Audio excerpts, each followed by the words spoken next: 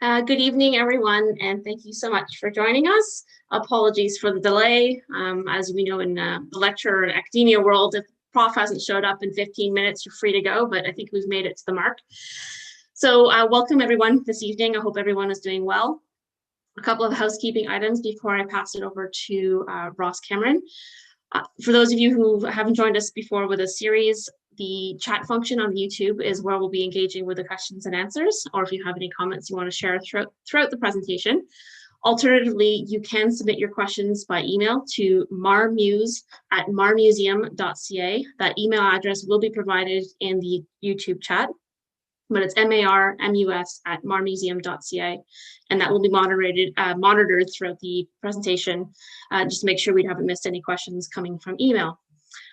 Well, before I dive into the introduction of the speaker, I'm going to pass the screen over to Ross Cameron, past Commodore of the Kingston Yacht Club, to introduce the series. Over to you, Ross. Thanks, Michelle. Hi, everybody. Again, one of the things I was noticing today is that sunset today is 7:24, so theoretically it hasn't gone down yet. And there's huge excitement about the fact that we're coming into spring, and I'm sure we still have some late March, early April things to have happen to us, but it's wonderful that we are where we are. Tonight will be a really interesting night because I know when I was in school, I was taught things about Radisson, and I think I'll have a large expanse of new learning tonight. I've got to add as well that the last session of this series in 2 weeks will feature Rob Mazza and the famous, very, very important CNC boat Red Jacket, who will be coming to Kingston this summer. So it's a wonderful addition to the Marine Museum collection. Welcome, enjoy tonight. Michelle, over to you. Thank you, Ross. Again, thank you everyone for joining us. If you're just joining in now, the instructions for engaging with the question and answer period will be provided in the chat. As everyone knows, or I hope knows by now, the Nautical Night Speaker Series is now in its 4th year as a winter speaker series, and this year is our first show going virtual, but it's a partnership between the Marine Museum of the Great Lakes in Kingston and Kingston Yacht Club, as Ross outlined. I am Michelle Clarebut, the Programs and Communications Manager at the museum, and it's my delight this evening to share with you our 6th speaker night of this winter series. We have 7 this year. And tonight's speaker, Mark Bourrie, and his book, featuring his book, Bushrunner, is a very welcome addition to our series and explores the early French Indigenous relations, and I'm very excited to dive a little bit more into that. Mark Bourrie is, my understanding, is a jack of all trades: journalist, lawyer, blogger, historian, author, and lecturer at Carleton University and the University of Ottawa. As an author, Mark has penned 11 books on a range of topics, including World War II censorship, wartime journalism, and stories of Great Lakes ships. And the subject of today's presentation, Bushrunner, is Mark's foray into early French and Indigenous relations through the character of Pierre-Esprit Radisson. With the underlying theme of perception and the act of critically thinking, Mark's journalistic background comes in handy and his recounting of Radisson's life, described critically by Mark as an eager hustler with no non-scruples. Sorry. And I understand our congratulations are in order for this exemplary work, which was awarded the 2020 and final RBC Taylor Prize for Excellence in Literary Nonfiction. So thank you. Please join me in congratulating Mark on his job well done, and welcoming Mark Bourrie this evening for his presentation on Bushrunner. Over to you, Mark. I'll let you unmute yourself. Thanks. Just a second, I want to grab something.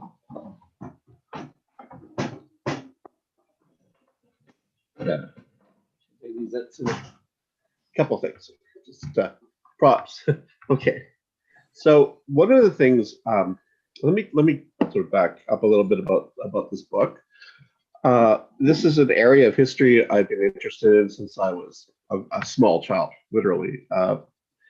I grew up in the area that is roughly called Huronia, more by the tourist people than by historians, I suppose now.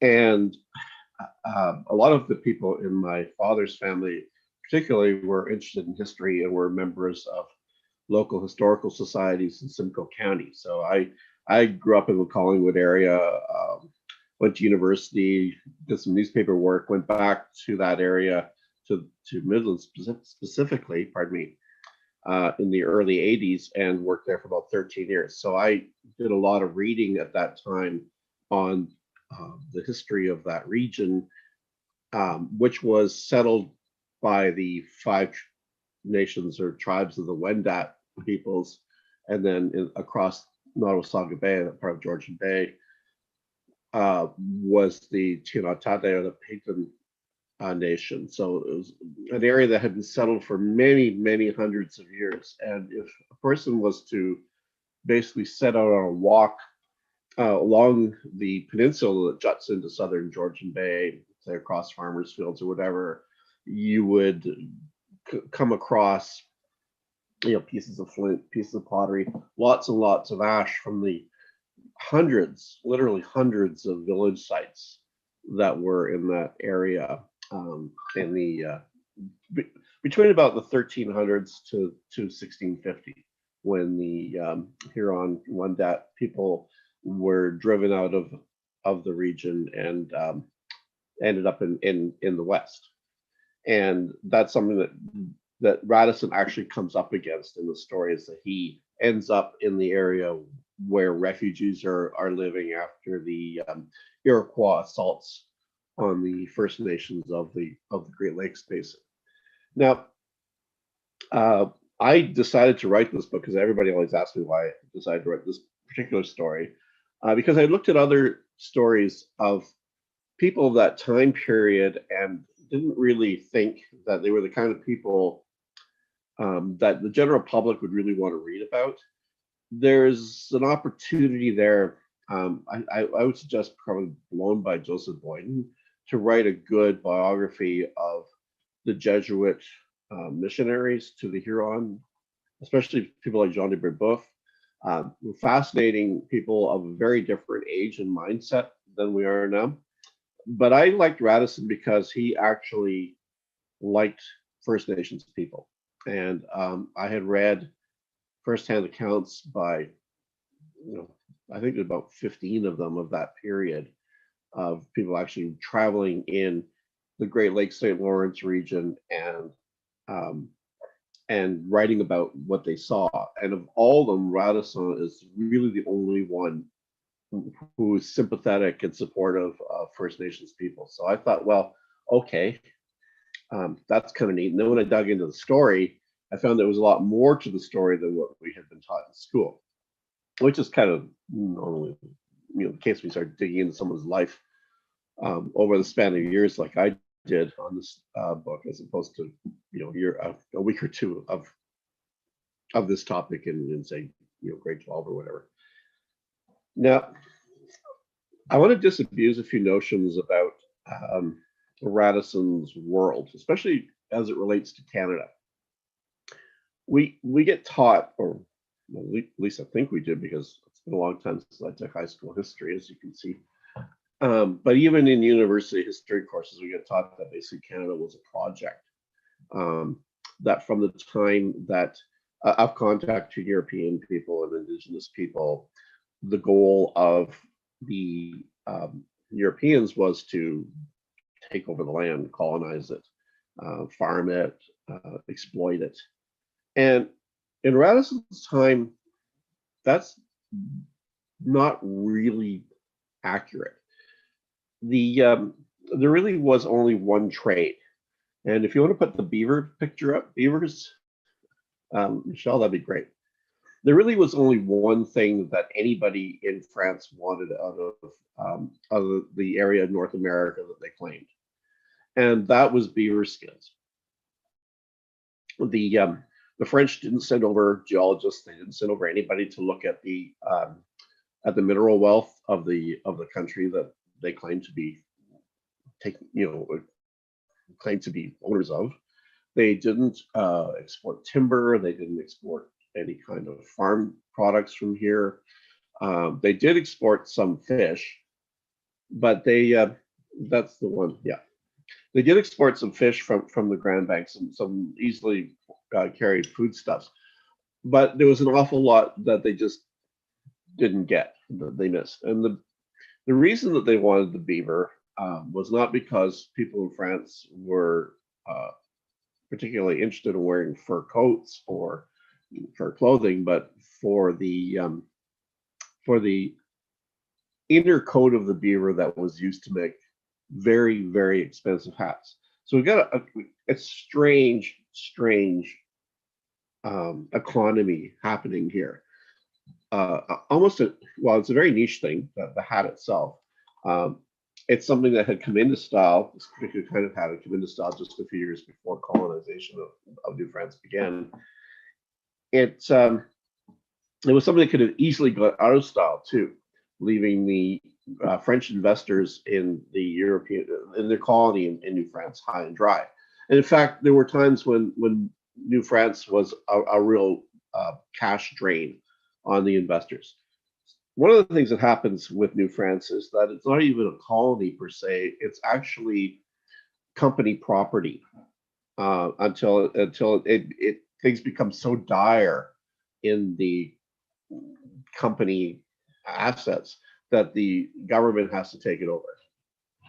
The another thing about this colony, like I said, it's at the time of Radisson, it's not meant to be a transplanted colony. It's not meant to be what they called a plantation in the original meaning of the word, like say Northern Ireland, where the English drove out quite a few of the indigenous Irish people and then transplanted Scots into Northern Ireland, which basically set up the situation that we have now in that part of Ireland, or the colonies along the coast of New England, where English religious nonconformists decided to set up colonies, and some investors decided to set up colonies.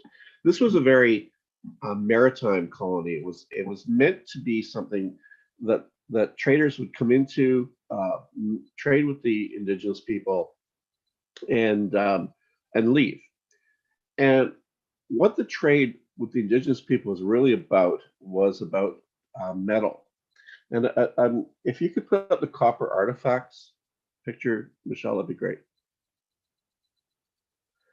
Now, the indigenous people of North America, especially the Great Lakes region, were not unfamiliar with metal working at all. They had been mining copper in the Great Lakes region for thousands of years. They had also mined a bit of silver. Silver turns up, especially as grave goods, in some of the mounds in Ontario, things like silver flutes and things. That silver probably comes from the area around Intimogamy, where there are large silver veins that actually leave native silver showing on the ground. The copper industry of southern Lake Superior in its day was huge, and copper was traded all over North America by the people who mined it there. And in Radisson's book, I talked about him looking at this copper and seeing that there's lots of it and thinking that, yeah, that could be exploited.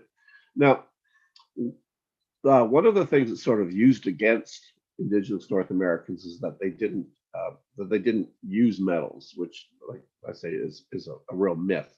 There were many copper mines in the 19th century along the south shore of Lake Superior, and apparently all of them had already been opened by indigenous miners by the time Europeans were found. What happens with the copper trade is that copper in itself isn't a hard enough metal to be used for things like axes. And even though there's so much of it mined, many tons of copper mined, it's still a novelty item. It's not nearly as hard as stone tools. This is a little stone adze. Had it for many years. It's copper is, but they can do neat things with it, and they make hooks. They make gaff hooks, which are large hooks for grabbing fish out of the lakes. You can see these three spearheads, knives, all kinds of stuff. But what they lack is tin. They can't make bronze, and so we have this copper culture in the Great Lakes region, but it kind of dead ends because they don't have the ability to make bronze, and they don't have the ability to smelt iron either. And that's because A, they lack the bronze that they would need to build the facilities, and B, they don't have the kind of bog iron that they had in Europe. So basically, what we see the indigenous people of the Lakes region doing is making the best use of what they've got, and when the French come into the Great Lakes region, they are looking for furs, and the indigenous people are looking for metal goods.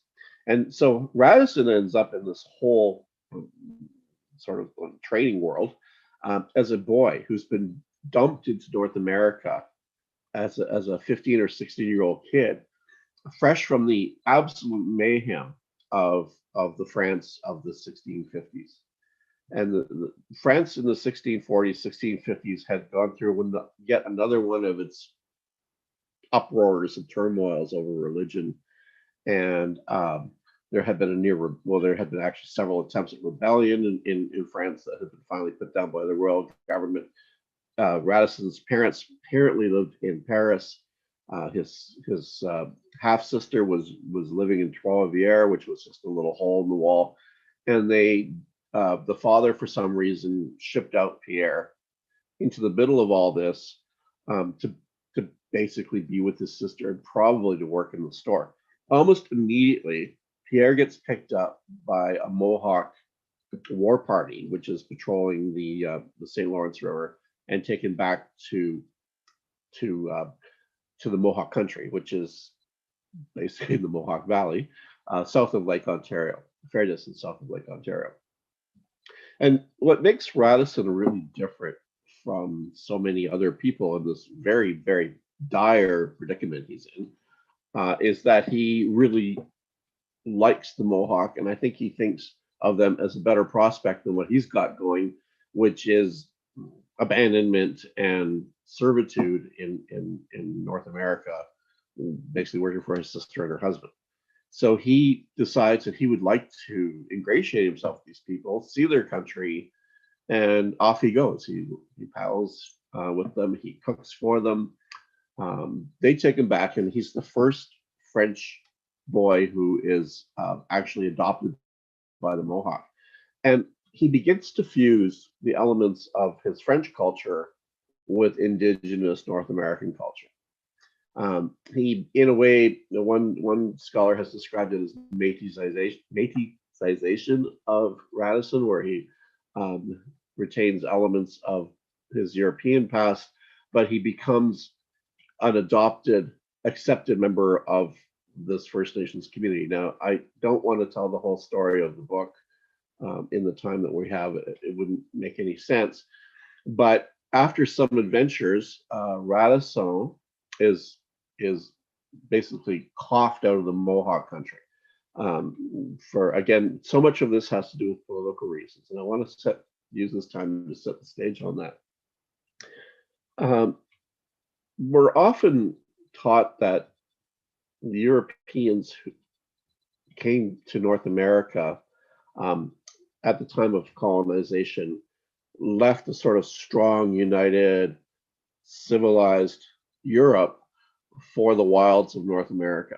But one of the points I make in the Radisson book is that both continents were in a state of extreme flux, starting from the time of Martin Luther in the 1520s when he nails his thesis on the cathedral door. Sorry, a little bit of distraction here. To through the religious wars in the 1500s, the 1600s. Radisson shows up right at the end of these religious wars. And he is around at the time of the birth of capitalism.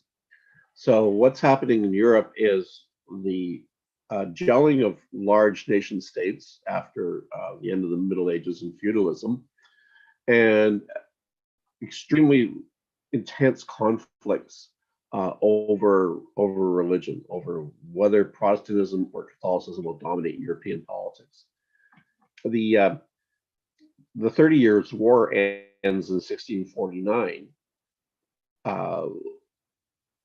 and it's sort of per capita the most vicious war in European history. It killed actually more people per capita than the Second World War in Europe. Now, Europe had a lot smaller population, but there were vast areas of Europe that were just flattened, and the war has extensions into places like England, where at the same time the last decade of the 30 Years' War is being fought, the English are fighting their own civil war between factions of Protestants. And this is the time when Radisson is born, is when these wars are, when this thing is finally being settled and the lines are being drawn, and the religious conflict is dampening down, and a new capitalism is forming that is going to generate conflicts of its own. So Radisson is like a piece of lint in the winds of all of that, and when he's in North America, he's also a piece of lint in the winds of these incredible struggles that are happening among Indigenous people as they adjust to the opening of trade with Europe. Now, some people would call this colonialism. I think that would be a very poor description of what was happening at that point, because what you have is a more equal relationship in the middle of the 1600s between Indigenous people and the First Nations. So when Radisson is in North America, when he's among the Mohawk, the Europeans are not the dominant group in the Great Lakes St. Lawrence region. They're coming in. Some of them are living there, not a lot, only matters of maybe a couple thousand, 3,000, living in tiny settlements. And by far the vast number of people in the region are Indigenous. The Mohawk take advantage or get an advantage from the end of the 30 Years' War by importing guns that are sold to them by the Dutch at the end of the 30 Years' War. And they use these guns to change all of the balance of power through the Great Lakes region and extend their political and military hegemony. So when we're dealing with Radisson, it's important to think about the idea of people sailing in, doing business, and leaving. If you think of Radisson as a colonist, then you're not reading him right. Radisson has no loyalty to Canada or America. Those are concepts that he would not even have begun to understand, possibly. He has a lot more loyalty to the Mohawk people, who are one of the 5 nations at the time of the Iroquois Confederacy. He maybe has a little more loyalty to the Iroquois Confederacy. Even the idea of France is a loose concept. And certainly the idea of Europeanness as opposed to Indigenousness, saying white versus the brown of North America, is also quite lost on people of this time, especially Radisson. It's not the criticisms by the missionaries and the people who travel in the Great Lakes region who are hostile to the Indigenous people are not based on race as much as based on religion and what they see as culture, especially material culture. Now, the French that traded in the Great Lakes region didn't have much to offer, really, that the Indigenous people didn't have except metal. And I'm holding up, this is a 17th century trade axe. So it's called a Brittany Axe, would be the best way to translate it. These are axes that of a style that are made in northern France. Were made in northern France. I doubt anybody makes them like this anymore. Of wrought iron. So we're talking about a very soft iron. They're not steel, like an axe that you buy at a store. This will show up. Maybe I'm going to try and mess with the lighting here. It's made of a piece of metal folded over and pounded so that there's a seam, which means that in the blade itself, there's a seam, which means that if you hit something too hard, it will peel open like a banana. It has on the side here, it has the gild marks of the person who made it, and it weighs maybe 2 kilos. So it's a piece of heavy hardware. Now, there were an astounding number of these axes brought into North America by people like Radisson. And we're talking about hundreds of thousands of these, replacing these stone tools. And what the Europeans like Radisson offered were the labor-saving devices of Europe. And they charged quite a lot for them. Now, Radisson made several voyages inland. He as both a prisoner and as a trader with a D at this point, not a trader. Now, if you could put up the Hudson Spade Map from 1660, Michelle. It should say Hudson Bay 1660. Radisson in around 1660 ends up in the south shore of Lake Superior. I mentioned before he had come across all these copper sites and things, places where copper could be found. And but they always knew that there was that the Hudson's Bay area was north of Lake Superior. And in around 1658 or so, a man named Sanson drew a map of Hudson Bay, and he accidentally showed it to be much closer to Lake Superior than it was. And Radisson had something going for him that very few people had, especially in his class at the time, was that he could read and write. So he collected atlases, and he almost certainly came across a Sanson map, because he describes going to Hudson Bay from Lake Superior basically as if he went on the Sanson map. And he wrote that up, and he eventually sold that story to King Charles II of England. And that is one of the ways that Radisson and his tale telling helps form the Hudson Bay Company. And it's one of the ways that his skills, his many skills, come into play. Another skill that he had was that he had a real knack for languages, and he knew English, French, Dutch.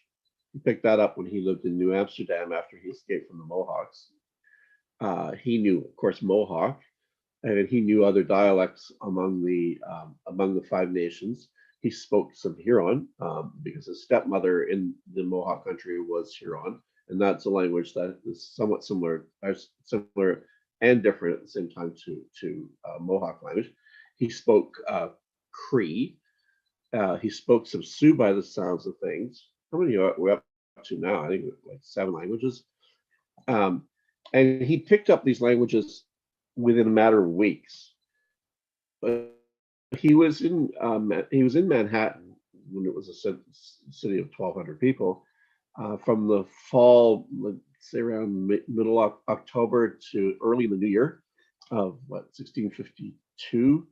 And by that time, he could speak Dutch. And not only could he speak Dutch, but years later, when he's talking to Dutch prisoners of war in the Caribbean, he's speaking to them in Dutch.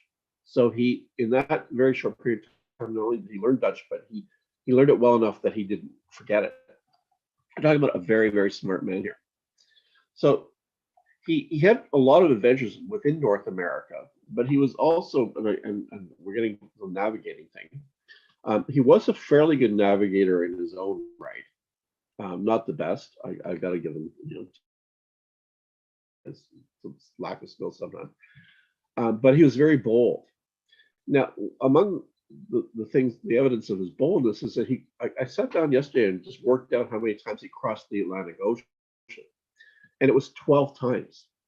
So he made 12 trips across the Atlantic when your chances of, you had about a 10% chance, they figured, of not making it across the Atlantic.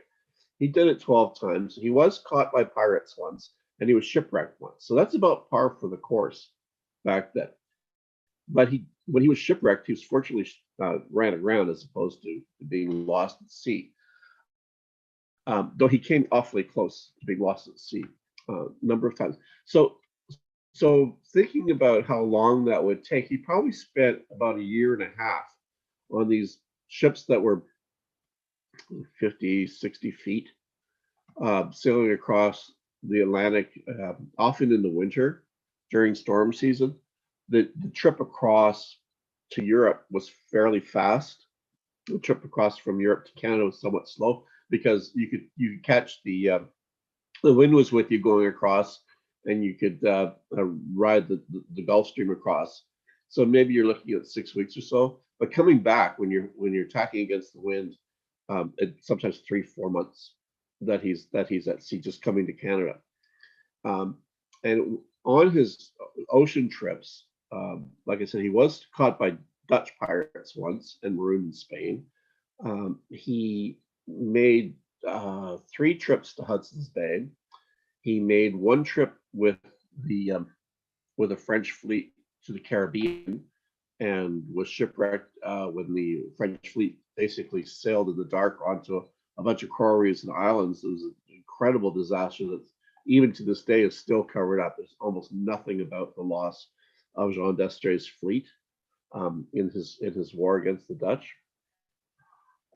But we often concentrate on his trips inland. And if you want to show the Chaudet Falls picture, I'm going to talk a little bit about his navigation in North America.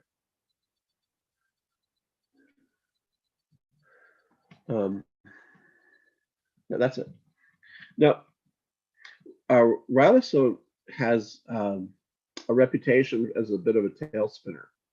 And when I analyzed his life story, one of the things I realized was that he actually claimed to make a trip as far west as the Mississippi that he didn't actually make. But one of the things that really helps with telling Radisson's story is that when he's telling the truth, he's very, very detailed in what he describes. So when he went up the St. Lawrence River to Lake Ontario, and then across Lake Ontario to the Onondaga country, which is the center part of the Iroquois Confederacy, he describes in minute detail the entire trip up the river.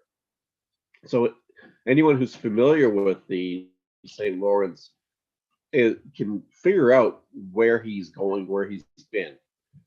As he goes up, you can see him at places like Stanley Island and Akwesasne, Cornwall Island. You could see him in the Thousand Islands. In his descriptions, you realize what he's talking about is obviously the Thousand Islands.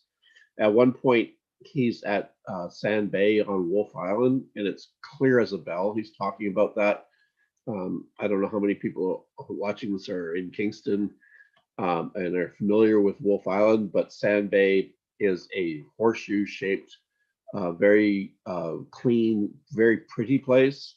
The bay faces south. Okay, my directions right, southwest. So it's wide open to the lake. So you've got sand dunes along the shore, sandy bottom. And he talks about that. He talks about the shape of the bay. He talks about the sand on the bottom. Talks about people camped on the south shore of the bay. And then he talks about trying to sail across the from Wolfe Island to basically, I guess probably around the mouth of the Black River on the American side, in a canoe with a guy who he hates. And well, anybody who takes a birch bark canoe out into the Great Lakes is tempting death anyway. The indigenous people were fairly good canoeists, though a fair number of them died in Radisson's descriptions They were not meant to navigate the lakes. They didn't do it if they could help it. And he barely gets out of that one alive. And when he goes up the Ottawa River on his trip to Lake Superior, he describes all sorts of things, including the Rideau Falls at the mouth of the Rideau River. And he actually, the natives who lived along there had a sort of a party trick where they would take visitors behind the falls, the Rideau Falls, and out the other side. He does that, so does Champlain. And he stopped at the Chaudière Falls and watched as the people who were taking him out west had a religious rite there, which is quite interesting because there's been some political fight about the development of these falls for condos and recreation and stuff. And one of the First Nations groups that was opposed to it had some trouble proving that it had religious significance. And it's very clear from the writings of Radisson that it did have religious significance. And then when he gets up to the South Shore Lake Superior, he's describing beach after beach, and there's hang on here, Grand Portal Arch. On it's farther down the list of. If you could find it, yeah, it's about 5 down from Chaudière Falls. No, yeah, that's it. No, there. He describes things like this to a T. It's going to pop up. You'll see. When he's making stuff up, he's very vague. So when he makes up his trip out west, he describes the south shore of Georgian Bay and gets it wrong. He only mentions it in the line anyway. He describes a whole bunch of things in the west. He gets them wrong, and he skips over so much. And same with his fake trip to Hudson Bay on his real voyage west. He's not even close to describing how it would look. The area north of Lake Superior with its very unique topography, and of course Radisson, being Radisson, who really enjoyed his creature comforts, could not possibly have gone to Hudson Bay without writing about the bugs that he would have come across. I think there's like a dozen different kinds of biting insects in the Hudson Bay basin. Now, I don't want to stay here all night with this, but I do want to talk about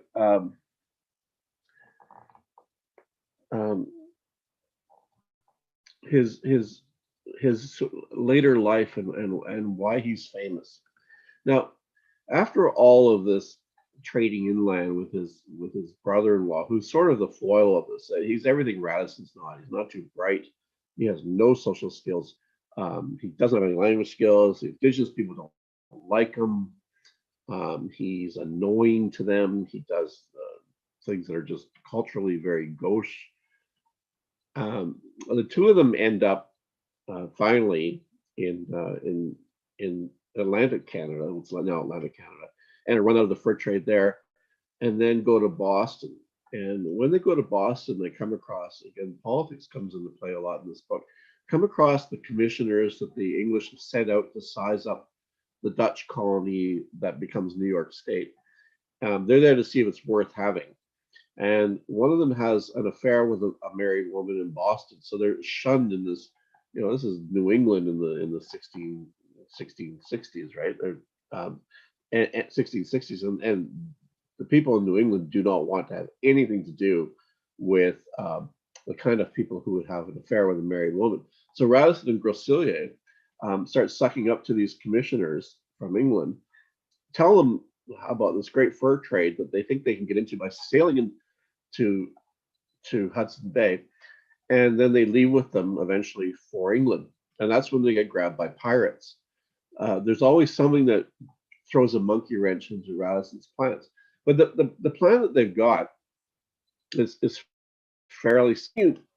When you lug this axe from France to Quebec City, unload it from a boat, take it up to Montreal. So you could sail that up to Montreal, this axe, and other cases and cases and cases of these things. And there were many of these axes brought just to the Huron country before 1650 that farmers were always finding them. And there were people who would build stone fences and then set these in cement all the way across. They're talking like thousands and thousands of these heavy axes. So when you get to Montreal, then you've got to get it past the Lachine Rapids. Then you've got to get it up the Ottawa. You've got a portage at the Long Sault back in the day. There's a lock there now. Then you've got to get it to Chaudière Falls. And when you get to the Chaudière Falls, then you're starting a long run of portages all the way up to the Mattawa River, across to Lake Nipissing.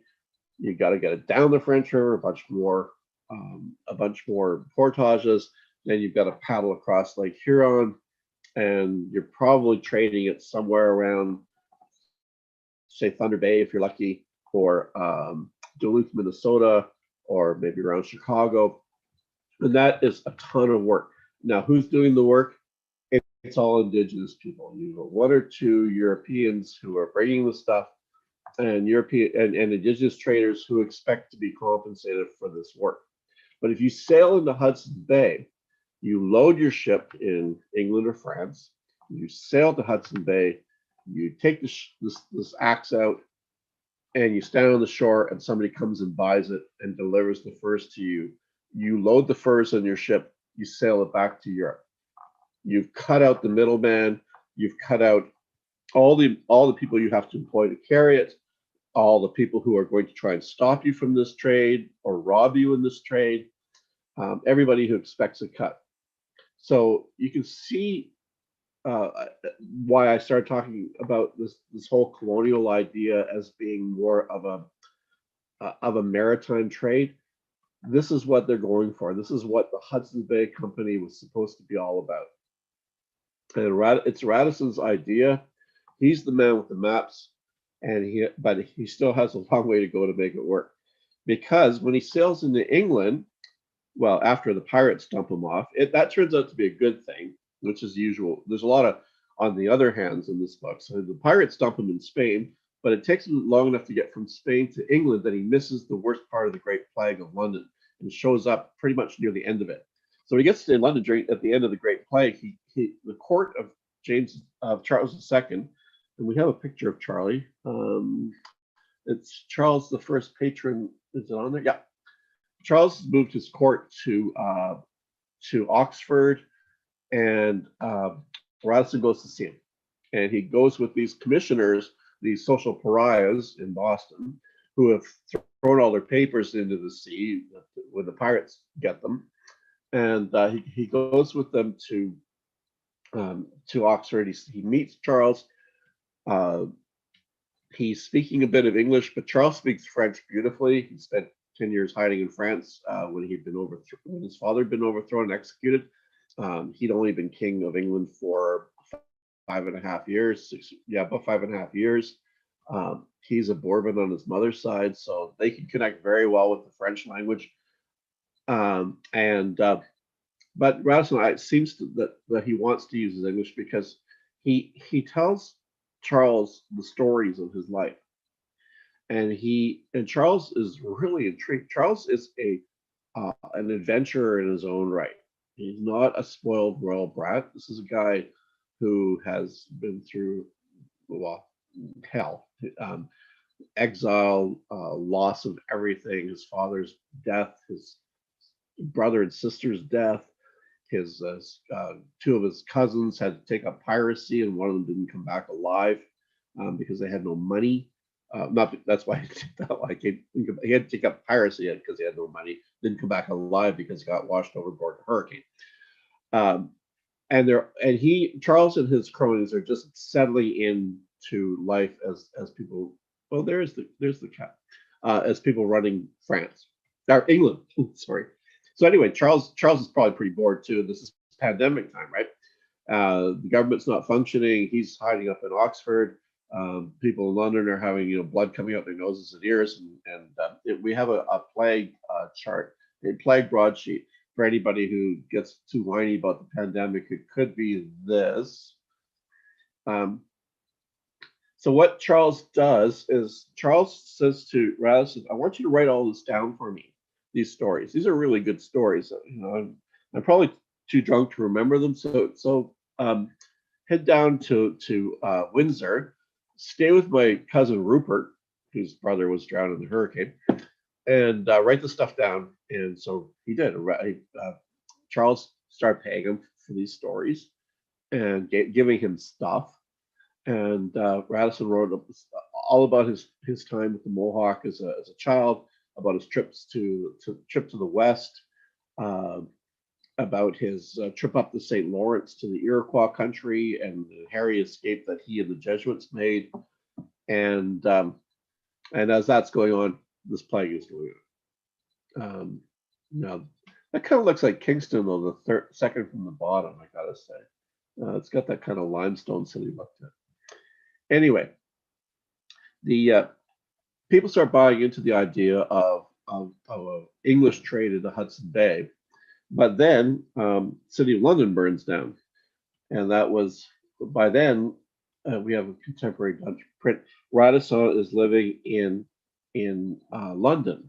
Actually, he's living in Westminster, so he's again lucky in that he's in the part of town that doesn't burn down. He's unlucky in that he's French. When there were gangs of people going around the city hanging foreigners because they were convinced that this could not be an accident. So that's not so good for Radisson either. At the same time, the English are losing a war against the Dutch. We always think of the English as being the rulers of the sea, but again, this is something the book kind of takes a run at. The Dutch were the rulers of the sea in this period, and the English were losing war after war, naval after naval war, fought for commercial reasons. So they didn't mess around with any propaganda. This was all about trade and money. Radisson is stuck year after year from 1665 to 1670 in England because of this war. And he's basically hanging around the court of King Charles. There's spies from the French government and the Dutch government who are snooping around him and Groseilliers, his idiot brother-in-law, who's with him through this whole thing. But they eventually get things going for the Hudson Bay Company. Do I have? Oh, I don't. No. There were lots and lots of trading companies at this time, and there was the Africa Company, which was a slave trading company that Prince Rupert had owned a piece of. That failed as a company, but unfortunately the trade continued. There was one that traded in Russia that was older than the Hudson Bay Company, but the Hudson Bay Company in its time was the longest running joint stock company in the world.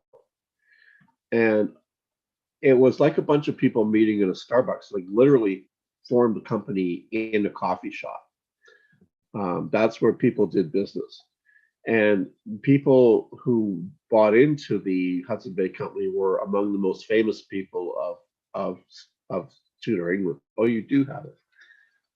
Coffee houses, coffee shops had started in the 1400s in the Islamic world, had really caught on in Istanbul, Constantinople. It was pretty nasty stuff that they were drinking, but it was one of the few stimulants that they could get their hands on. That and snuff. I mean, people had a very, very poor choice of drugs back in those days. So what they would do is they would get together in these coffee houses, put the money in, hire a ship, hire a crew, buy the stuff that got traded, and then they would wait. The Hudson Bay Company, as it's founded in Radisson's time, and I think the credit for founding it should go mostly to Radisson. It has no office. It has no address. It has nothing except these people sitting around with checkbooks. And if the ship doesn't come in, oh, too bad, and 1 in 10 times the ship didn't come in. If the ship did come in, they made lots of money. But it was more like a bet, and this was a culture this was sort of capitalism at this point was more of a bet, more of a leisure pursuit of the idle rich and of the merchant class, which Radisson became a member of. And so when the ship came back, it might come back from, say, China, full of tea and silks and gold and porcelains. From North America, it came back with furs. They would sell the furs, divvy up the money, and in the early years of the Hudson Bay Company, usually double or triple the money they kicked into it. And in those early years, all their ships came in. And that's where that phrase comes from. Now, what do we got here? Radisson's idea for a Hudson Bay trade was actually quite a good one. And he was unfortunately not able to make the first trading trip into Hudson Bay. It was his idiot brother-in-law, Brasilia, who was able to pull that one off. But he eventually got there and got this trade set up. And they built their post at the Hayes River. I think we have that one. Map of the Hayes River. Not all of our pictures got through, I think. Doesn't really matter. Anyway, they got to Hudson. Oh, there it is. Okay, 1912. So this is where they ended up. And a lot of those posts were still there, or at least ruins of them, in 1912 when this map was made by the federal government. This map was made for the federal government. And Radisson, they used this as sort of the main trading post. And again, the idea was sail in, do business, leave. Don't stick around through the winter if you can help it. God knows the winters there are horrible enough. And there's really no point, because you come in with trade goods, you leave with furs. There's and the indigenous people very quickly knew that they were there. Now, this is usually where the story of Radisson ends. Starts with Hudson Bay Company, and then usually the story of Radisson, and I don't know how I'm doing for time, but it tends to end here, and people flip to what the Hudson Bay Company became, and then Radisson fades out of the story. But Radisson's life is more interesting than that, because after he did this with the English, he turns around and goes back to the French, and it's very hard for him to get work, but he has friends at court, because he does make friends really easily. And he ends up on this Caribbean expedition that is insane. Now, I don't know if people read that far in the book, because everybody ends up talking about the indigenous stuff all the time. And the indigenous stuff is really interesting. And it's all about us. And of course, that's the Canadian thing, is that if it's all about us, well, then it's really important, and everything else is not that interesting. But I found that his Caribbean stuff was really interesting. So he signs up as a Marine, and I think he's like 40 years old, which is old in that time. And they're fighting the Dutch. Everybody fights everybody back then. There's nothing personal about any of this stuff. He's there for the attack on Canary Islands. One of the islands in the North Atlantic. Then they get down to the Caribbean and they attack Tobago, and it's comical. This battle is absolutely ridiculous that they engage in. He's under the command of John Destry, who is the son, I believe, of one of the mistresses of one of the kings of France. So he's like this guy's a big deal. He's normally a land commander, but of course, being noble, he can do anything. It turns out one thing he can't do is sail. So Destry, with Radisson, hooks up with a whole bunch of pirates in the Caribbean to attack the Dutch. They're going to get them in Curacao, I believe. It's been 4 years since I wrote the book. Anyway, they're going after the Dutch, and one night this fleet with the small pirate vessels in front and the big French man of war behind are sailing in the dark, and the pirates, who are not the most genius navigators either in the world, it seems, notice white water, and what they see is are the waves breaking on the reefs around the Îles des Isles, off the coast of Venezuela. And this is not good. So they fire off some cannon to warn the French fleet. D'Estrées, being the naval genius that he is, decides that he's under attack. So he has all of his ships raise every bit of sail they've got, and they sail the entire fleet into these reefs, which ends up ripping all the bottoms out of D'Estrées' ships, and they're all stranded on these rocks and reefs. The pirates are fine; they're robbing the French fleet anyway. One pirate said he hadn't had such a good time since he was in Jamaica with a lot of money in his pockets. Umpteen thousands of people are dead, probably. We'll never know because this was completely covered up. There's almost nothing in the historical record about this. Radisson lost 1,300 livres, which are basically silver dollar-sized coins. I guess he didn't believe in banks, took his money with him, and went down to either the pirates ended up with it or it's down the bottom of the Caribbean now. So anyway, he's okay there because A, he doesn't mind eating people when things get rough. That's a little something that comes up in the book a few times. And B, he's very good at wilderness survival anyway. So he gets off of that, and he goes back to Quebec eventually, and back to Hudson's Bay with a French expedition that's going to take over the Hudson Bay Company posts. That doesn't go well when he starts kidnapping some of his former business partners and shipping them all over the place. And eventually, politics and Radisson's life collide. He goes back to the English again. The English sent a lawyer to sue him.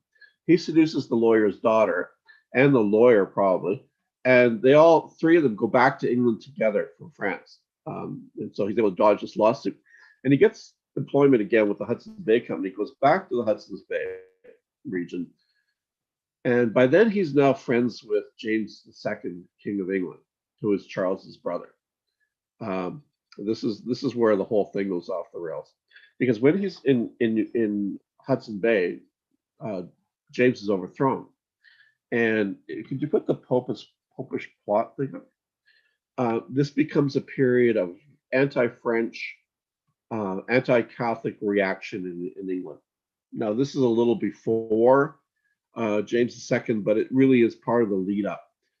This idea that Catholics are seditious. They're sort of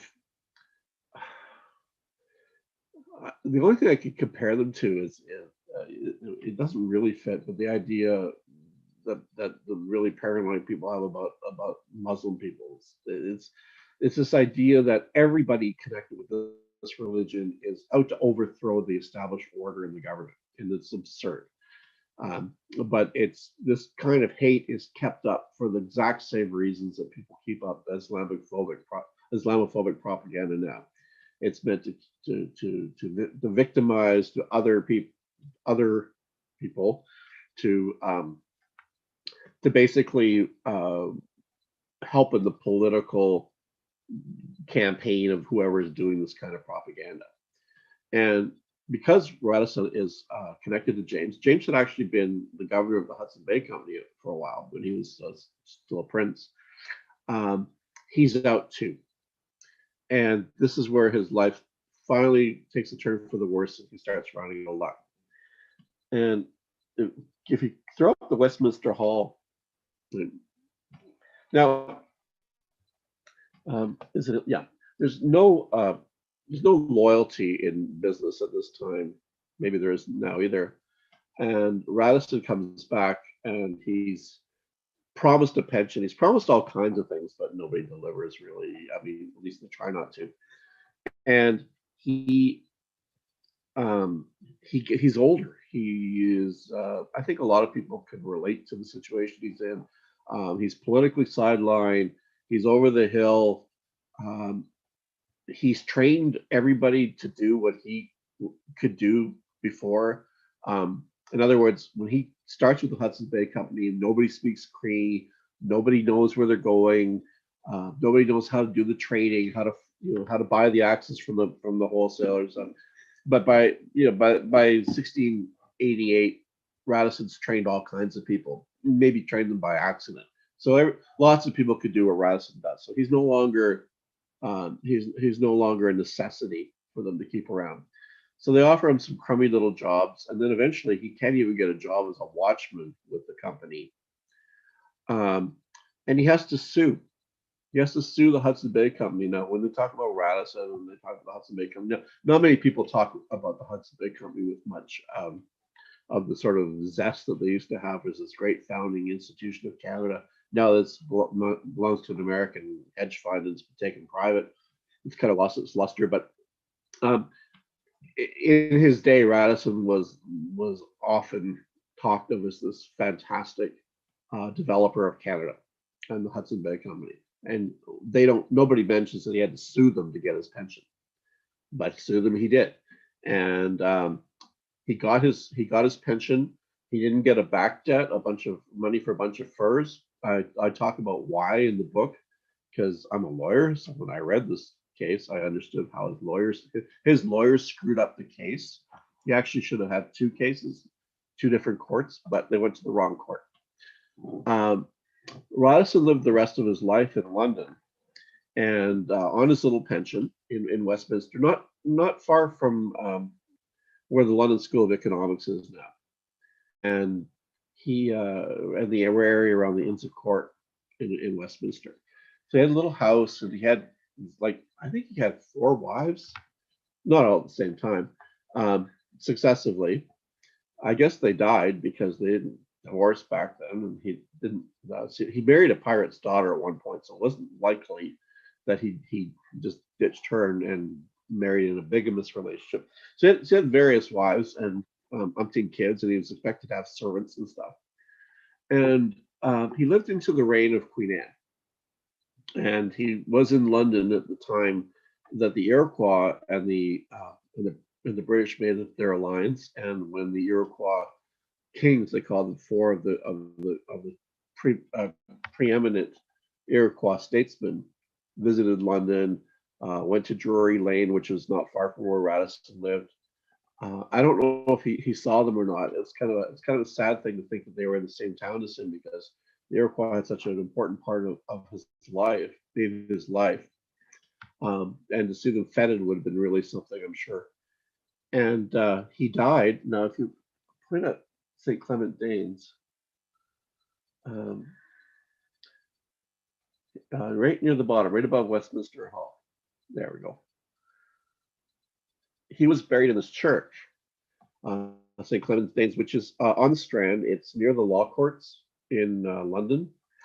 And it's the Royal Air Force Church now, because it was bombed the last night of the Blitz, of the 1941 Blitz. And it's one of Christopher Wren's churches. So this is his parish church, and it's been rebuilt since the war, of course, because it was badly damaged, and it's not clear whether or not Radisson's bones got shaken or stirred or disinterred or what happened to him. There's nothing in the parish sort of recognizing him or anything, and that was the end of him. And it would have been the end of him forever if he hadn't written down the things he wrote, and if those things hadn't survived. And how did they survive? Well, one document, the one that he wrote during the plague years, ended up in the records of the Navy, because Prince Rupert ran the Navy, and Samuel Pepys was basically the flunky who ran the naval records. And he swiped Radisson's life story. So he took that with him, and that kicked around for many, many years. So it was about to be made into wallpaper in the late 1800s when somebody found it and realized what it was. It really helped that this was written in English. And it was published in the 1890s in the States.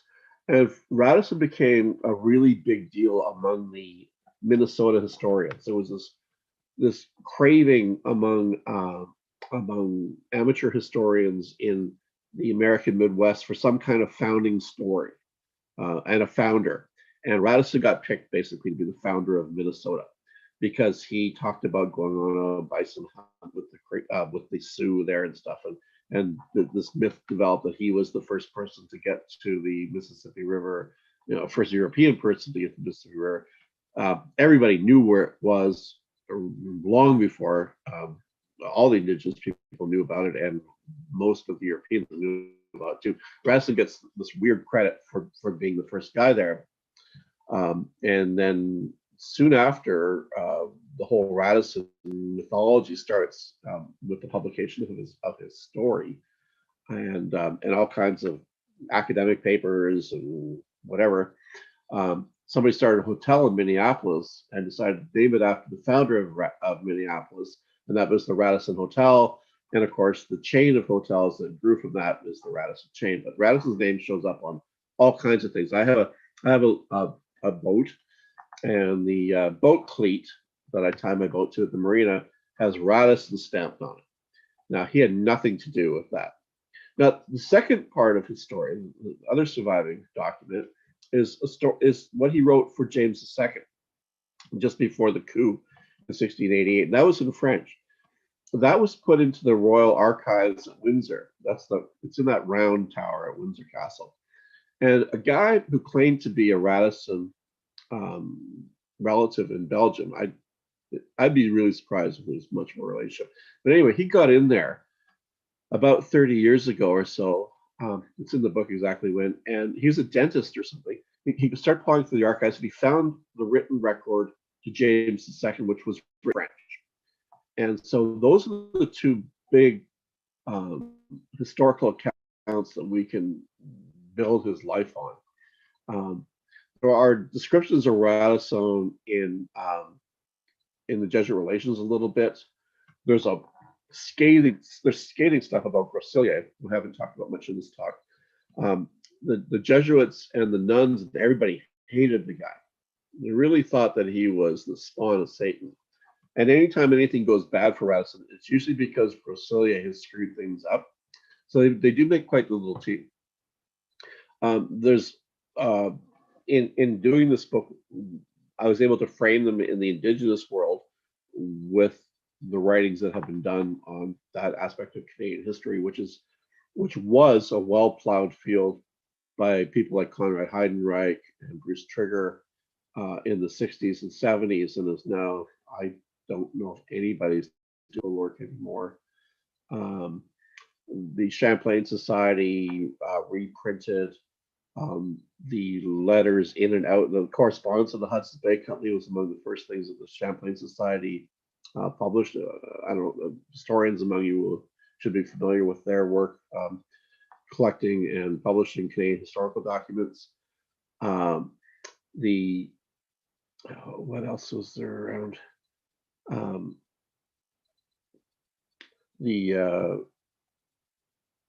trying to think of the letters in, the letters out. The minutes of the Hudson Bay Company, early Hudson Bay Company meetings were also published by the Champlain Society in conjunction with the Hudson Bay Company, which left among, I think, the most precious thing the Hudson Bay Company has left us, in this point in time, is its incredible archives, which are in the Winnipeg, or in the Manitoba National Archives. We get fleeting descriptions of these guys from in other people's biographies. Winston Churchill mentions Radisson in his biography of the Duke of Marlborough, because, well, A, the Duke of Marlborough is one of Churchill's ancestors, and B, he was one of the governors of the Hudson Bay Company, but Churchill gets the story wrong. Churchill says that Radisson defected to the English because he was Protestant, and that's just flat out wrong. I don't think Radisson had a religious bone in his body, frankly. So we've got that historical material to work with, and it's pretty good. I think it's, in a lot of ways, it's better than the Jesuit Relations, which were fundraising documents. They were meant to be read by wealthy people who would donate to the missions. And we have so much scholarship on the European side of the beginning of capitalism of the Atlantic Revolution, of the end of the religious war period. So it could easily place Radisson in that time. I'm not sure what else needs to be written about Radisson and his time period. I think maybe there's more analysis of the fur trade that should be done to separate the early fur trade from the actual colonial period, where Europeans are trying to alter the landscape of Eastern North America and build a new economy that's separate from the indigenous world. But it was a really fun period to be immersed in. I didn't expect to write this book. I had wanted to write it, then had given up on it and got my PhD and hadn't worked this period of history at all. And then I was given the opportunity to write this book by Bibliosis, which is a fabulous little publisher in Windsor. We sold a hell of a lot of these books. I'm very lucky that way. Way more than anybody thought. And it got a very good reception from people, and I'm very grateful for that, because I had no idea whether people would like the book, buy the book, notice it. It's not the kind of Canadian nonfiction that's being written these days. Maybe in a lot of ways it's never been written the way I write it, because I really like to center people in the world that they're in, as opposed to just write as though they're us, which they're not. So if people want to ask me any questions on this as I sort of ramble, feel free, because I'm starting to get kind of parched anyway. Yes, we have a number of questions that have come in, Mark. But first, I would just like to say thank you very much for your wonderful presentation. So much I didn't know. I mean, I of course had the Canadian history spiel going up in school, but delving into a lot more of those names that I know a number of people in our attending this evening certainly relate to, recall from their memories, and have touched upon since. But so I thank you very much, kind of bringing it all together, and certainly being able to provide that Indigenous perspective as well, and how much, to what extent, Radisson was a part of that community as well. So I have a number of questions that have been jotting down, but I will just put it out to everyone listening that if now is the time to submit your questions, if you have any, you're welcome to do that over the YouTube chat, or send your questions via email to marmus, MARMUS, at marmuseum.ca, and I will check that momentarily. But let's start with the first one that I had written down that came in. The first one had to do with, just pull it up again. It had to do with cannibalism, actually, and that understanding that whether or not Radisson's diary mentions cannibalism, especially with European people more engaging in cannibalism, drinking from warm blood, etc. There was a question about that, and if you had anything to add to it. Well, European people did engage in cannibalism, and they had to, and they engaged in sometimes a political act. At about the time that Radisson was eating people in North America, a mob ate the Prime Minister of Holland. So this sort of thing did happen. Radisson, there's 2 instances of cannibalism that Radisson describes himself involved in. And they're 2 quite different situations. One is he's on a war party in basically what would now be Ohio, maybe Indiana, southern Indiana. And he and his war party run out of food, and they've got a prisoner. So they do the math, and they're in a very dangerous position, in that if they are captured, they'll be killed. They're very unlikely to be adopted as a war party caught in a situation like that. They're likely to be tortured to death, because ritual torture of warrior prisoners was absolutely the norm. Expected by everybody who played the game that they were playing, and it was very much a game for them. So there's that instance of necessity, and then there's an instance of ritual cannibalism that Radisson and his he's with a group of people when they're heading out west up the Ottawa River, near Familiar people would be probably around the Hudson area, maybe a little farther up the river. They end up eating a prisoner in a ritual, an act of ritual cannibalism. So those are and then, but there are times when cannibalism of necessity, you would expect that to happen, and it doesn't. And there's a time when, in the same journey out west, when Radisson is south of Lake Superior, he and a group of people that he's with. When I say group of people, you can always think of as indigenous people because we're around.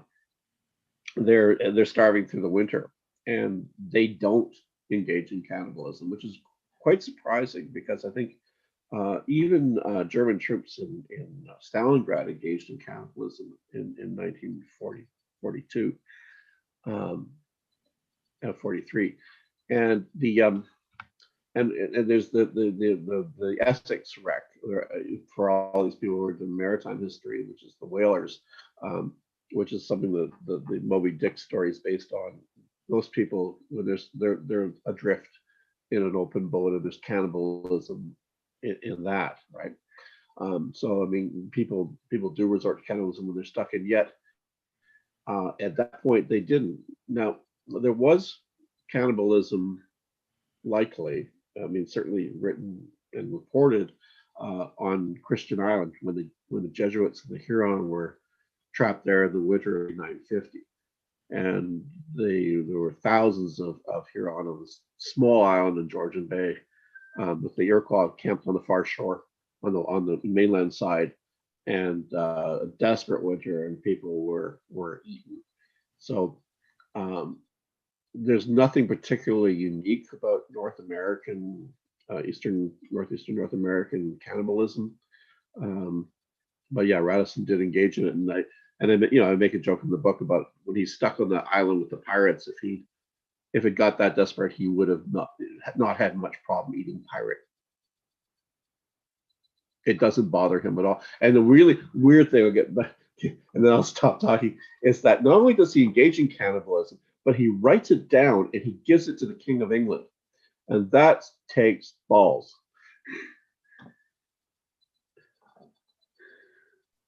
Yes, I should say it would.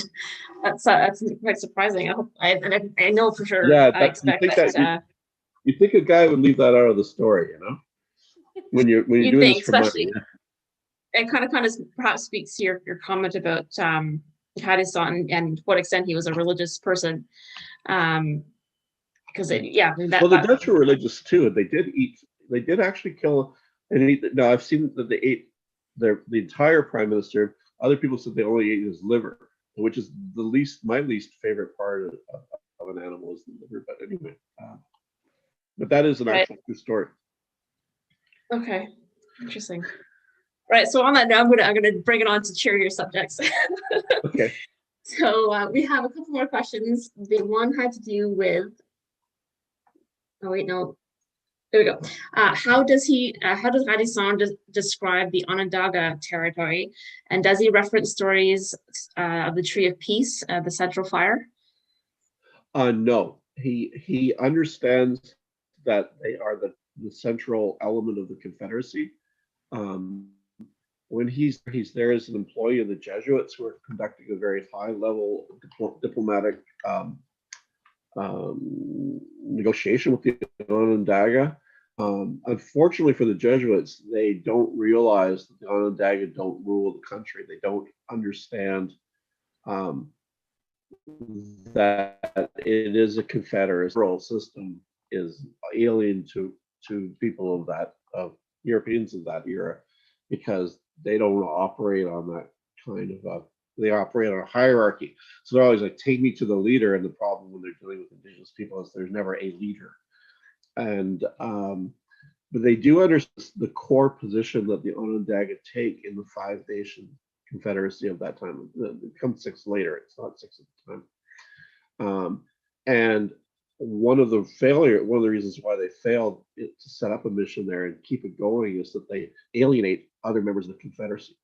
So he doesn't mention the Tree of Peace, and yet we see the Tree of Peace in the dealings from the Onondaga side, when they say It's not just us, it's the rest of the Confederacy. There are people here who are opposed to you, and it becomes there are people here who want to kill you, and they have to leave. Even though they're in the Onondaga territory, especially the Mohawk, who want them out of the Iroquois lands, have to respect the peace of the Onondaga territory. The Onondaga are concerned that there's going to be violence in their country that's going to have an impact on their political institutions, on their confederacy. So the Jesuits end up fleeing with, and Radisson flees with them, and that's one of the sort of fun stories of the book is how they do it.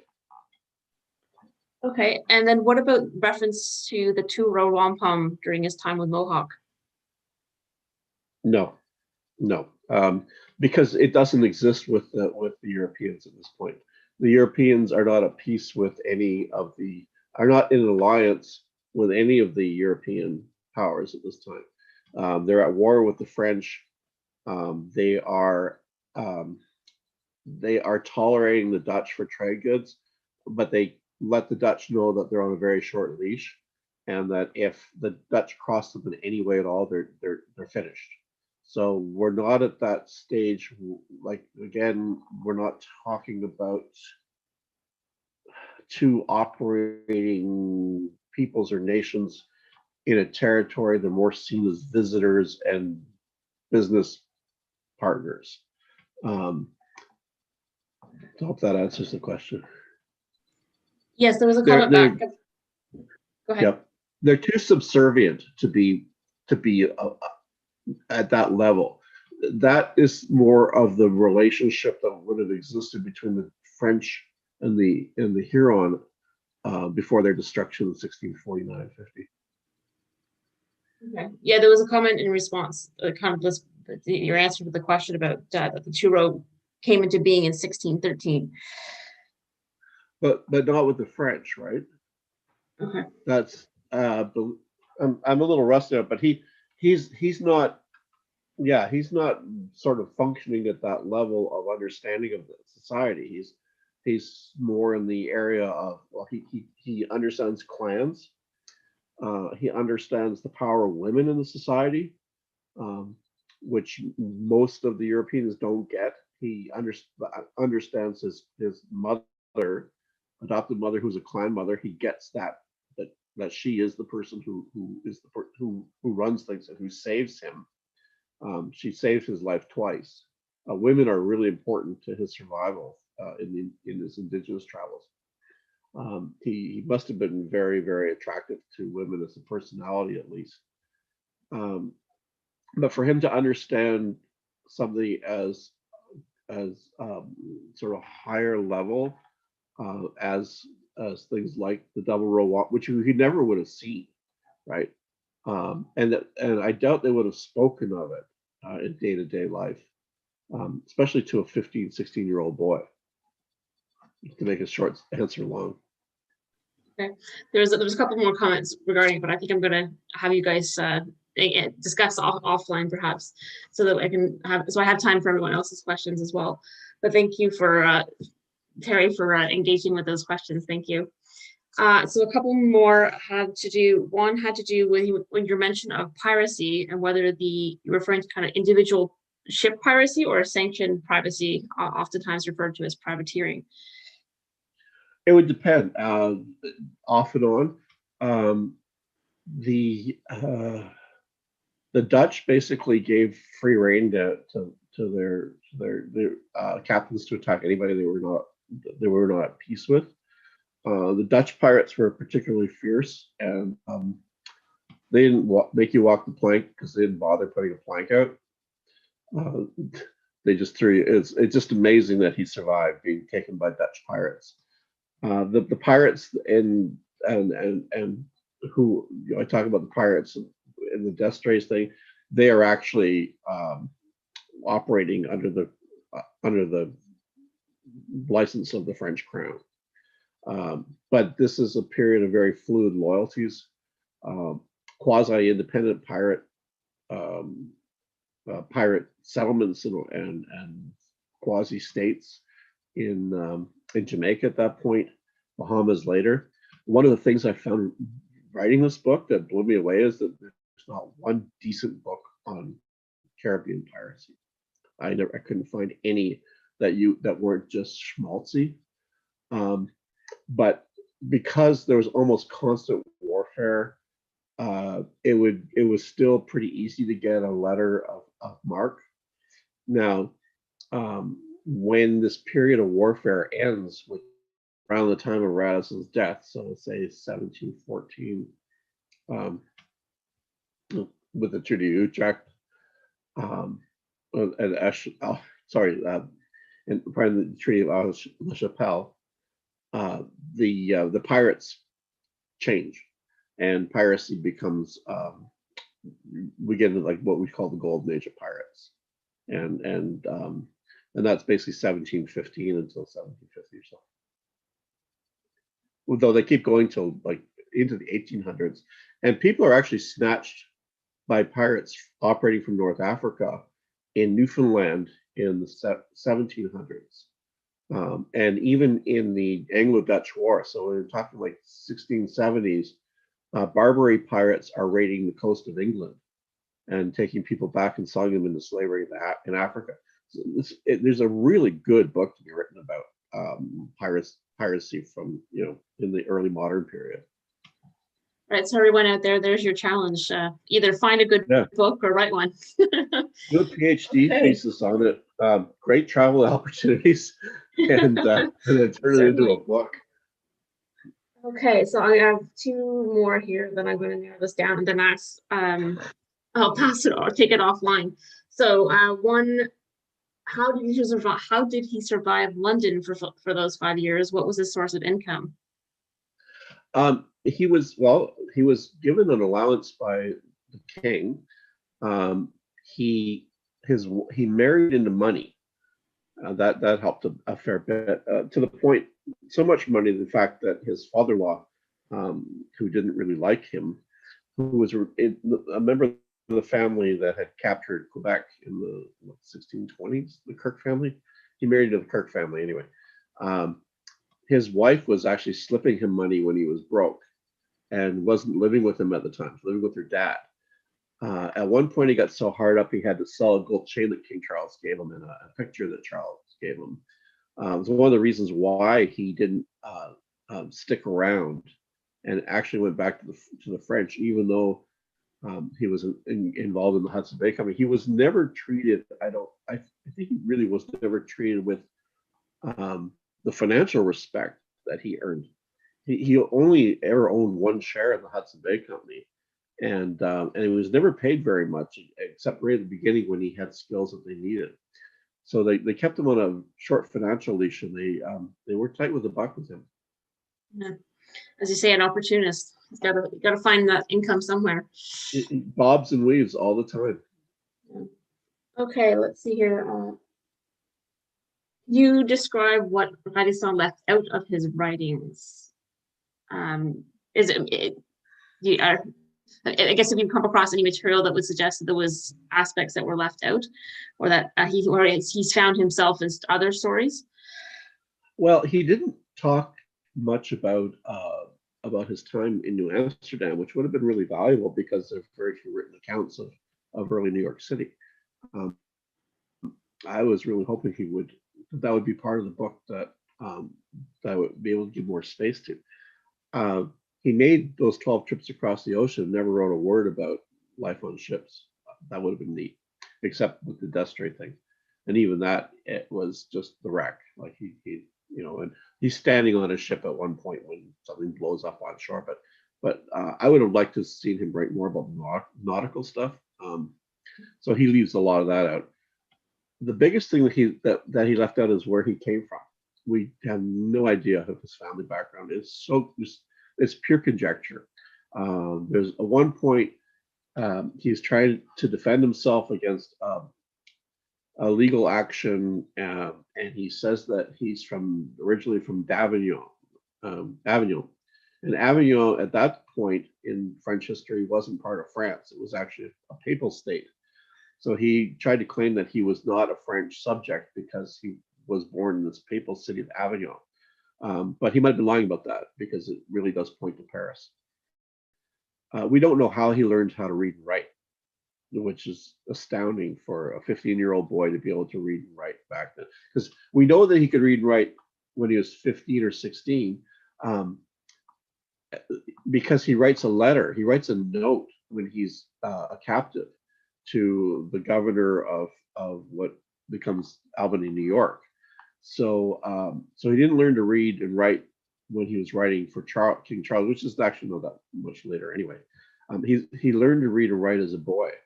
So there's a lot of holes in the story of Radisson. And one of my own publishers, well, we need something more about his childhood. And it's like, well, we're not making this stuff up, So those are the parts that I wish we had. So even, I guess you could, in some ways, it'd be extending even to his personal relationships. Yeah, his family life as we know it would have looked like. We know some stuff about his. We know more about his first wife than any of the other wives. There's his second last wife we know somewhat about, even though her father was a journalist, he never bothered to write this stuff down. The other wives, barely anything. We just know they exist because when he's making a claim for compensation or whatever, he talks about, I've got a wife and I got kids or whatever. And we know that the previous wife is dead, so this must be a new one. Interesting. Okay, last question, and actually it's a question that I kind of had as well, and it makes sense. Any new projects that you're working on, or what your next work might be? I have a book finished. It's in the editing process. It's on the founder of the Globe and Mail. So it's the guy who died in 1952, founded the Globe and Mail when he was 30 in 1936. This is a whiz kid who's bipolar, wants to be Prime Minister of Canada or Dictator of Canada. Comes from nothing, becomes a millionaire during the Depression in his 20s. Is wired into all kinds of fascinating people in Canada, creates this newspaper, fights the censorship system in the Second World War, buys the Toronto Telegram, but he can never quite get what he wants, which is political power, and ends up killing himself when he's 42 years old. Wait a minute, have I got that right?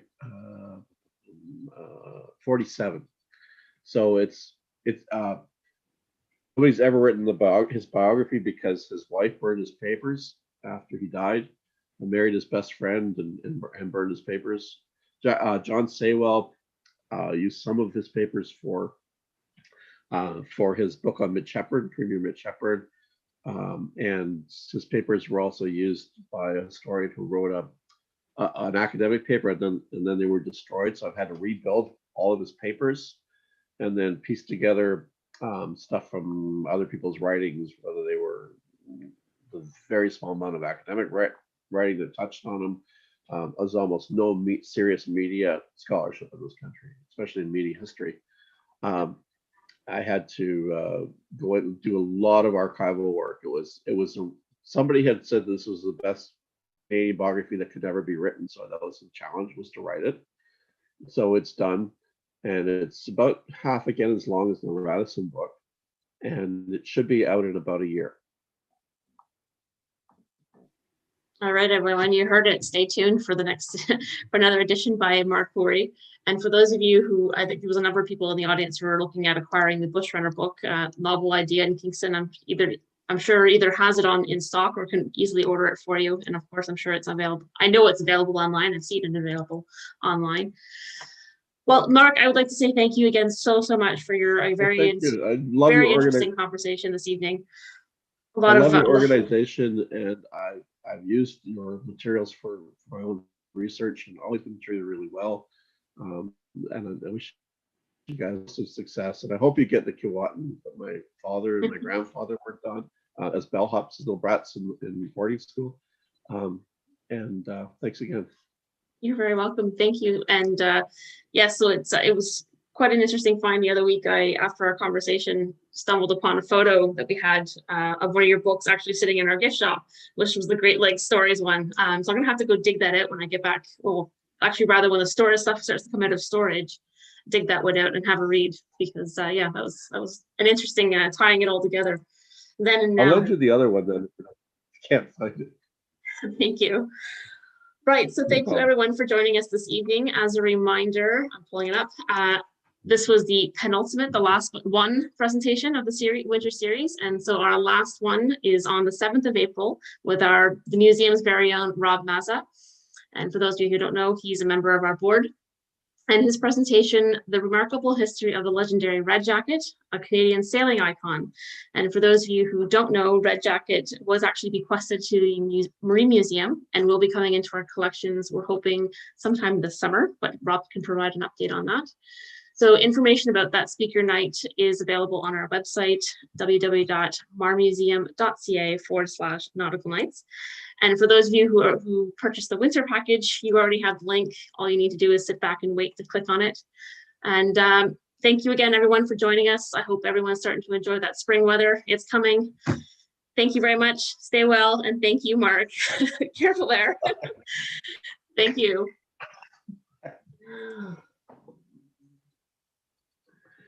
There, it's ended.